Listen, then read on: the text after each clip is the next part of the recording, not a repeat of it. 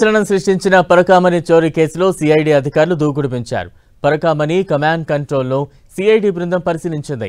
చోరీకి సంబంధించి సీసీ ఫుటేజ్ను పరిశీలించి ఆధారాలు సేకరించామని సిఐడి డీజీ రవిశంకర్ అయ్యన్నార్ తెలిపారు. ఈ కేసుకు సంబంధించి పూర్తి నివేదికను డిసెంబర్ 2న హైకోర్టులో సమర్పిస్తామన్నారు.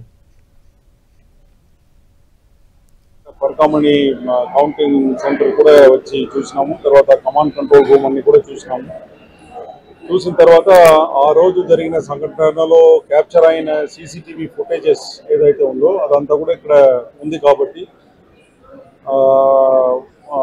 మిగతా టీం మెంబర్స్ అందరితో పాటు కూర్చొని దాన్ని దీర్ఘంగా విశ్లేషించడం జరిగింది. ఉన్న ఆధారాలన్నీ కూడా సేకరించుకున్నాము. ఇదన్నీ కూడా కలిపి మంచి ఒక రిపోర్ట్ తయారు చేసేసి ఆనరబుల్ హైకోర్ట్ ఆఫ్ ఆంధ్రప్రదేశ్లో డిసెంబర్ 2 రోజు సబ్మిట్ చేయడం జరుగుతుంది.